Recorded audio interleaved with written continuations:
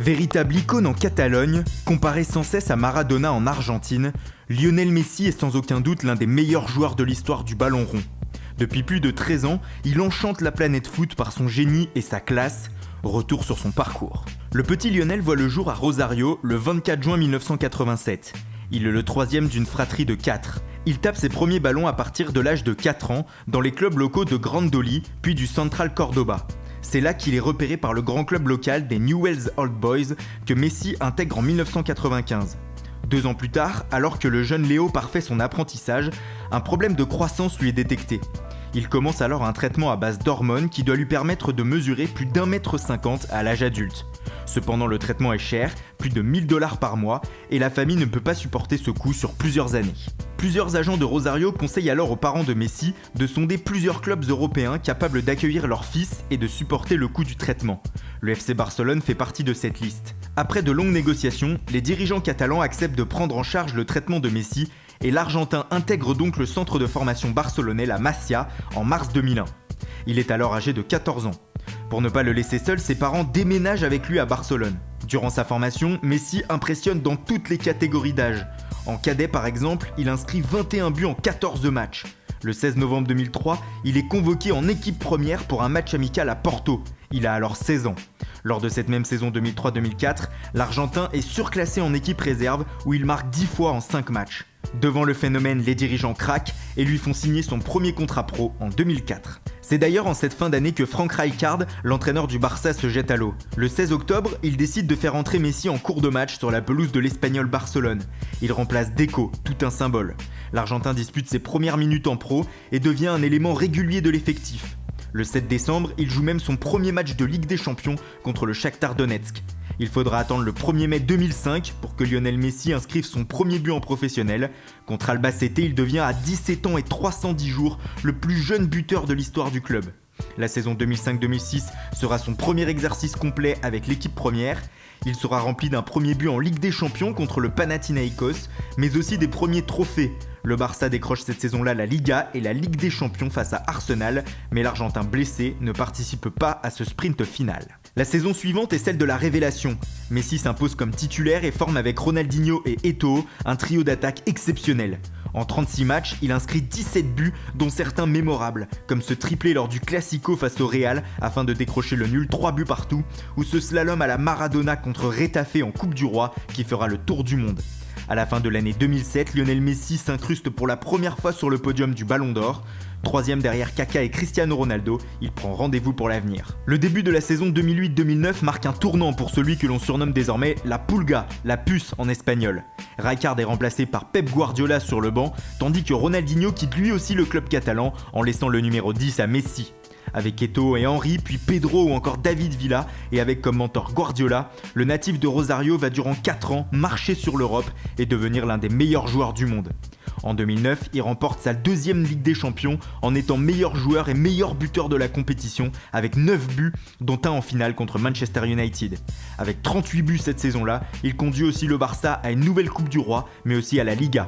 À Santiago Bernabéu, lors d'une victoire 6-2, il est même ovationné à sa sortie après avoir humilié les merengues avec notamment 2 buts et une passe décisive. La fin de l'année 2009 est magistrale pour Messi. En remportant la Supercoupe d'Espagne, la Supercoupe d'Europe et la Coupe du Monde des clubs, il permet au Barça de réaliser un sextuplé inédit dans l'histoire du foot. C'est tout naturellement qu'il remporte son premier Ballon d'Or devant Cristiano Ronaldo. Cette saison-là, Messi est repositionné avant-centre après le départ de Eto'o et se transforme en véritable buteur.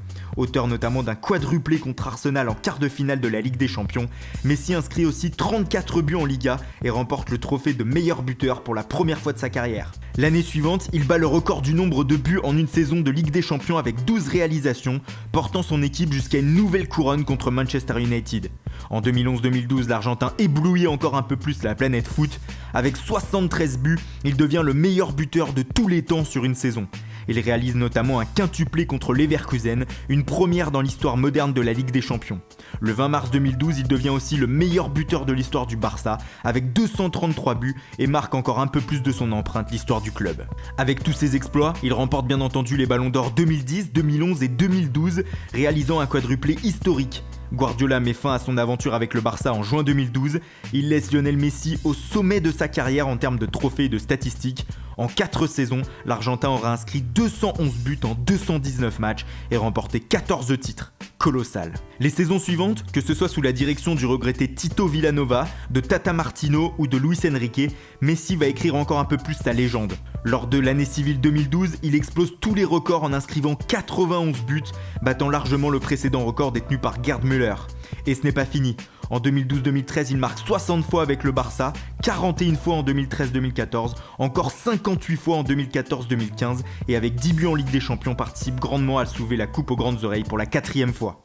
En novembre 2014, il devient le meilleur buteur de l'histoire de la Liga espagnole, puis est désigné en 2017 meilleur joueur de l'histoire de la Liga par le Centre d'investigation de l'histoire du football espagnol, après une nouvelle saison à 54 buts. Surtout, il s'impose comme le leader de l'attaque barcelonaise, usant les grands attaquants venus tenter leur chance au Barça, comme Samuel Eto'o, Zlatan Ibrahimovic ou même David Villa. Depuis le début de sa carrière, les statistiques et le palmarès de Messi sont tout simplement hallucinants.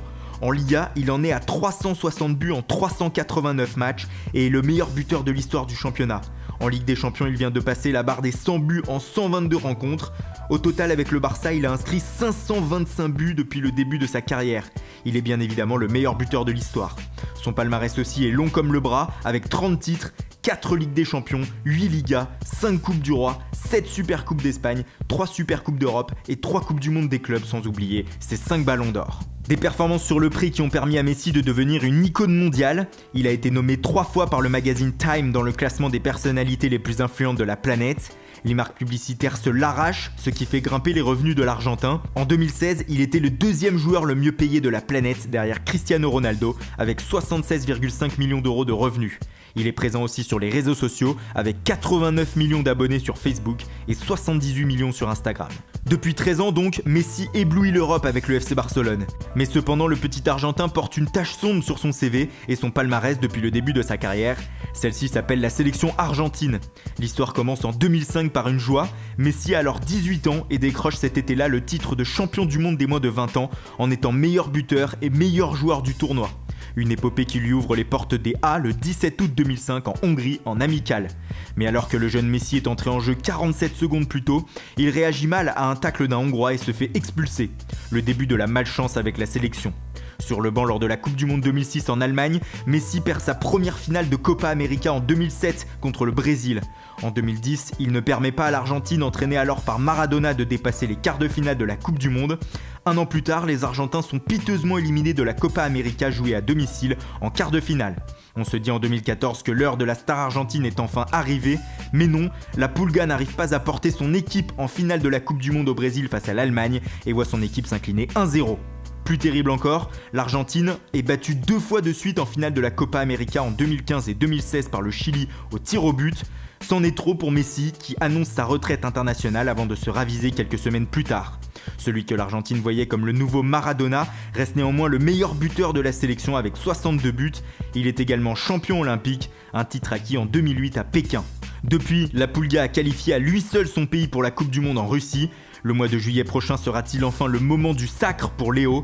Il pourrait en tout cas définitivement devenir le plus grand joueur de tous les temps, même si pour certains, il l'est déjà. Et n'oubliez pas, vous pouvez revoir nos précédents portraits grâce à la playlist de Foot Mercato.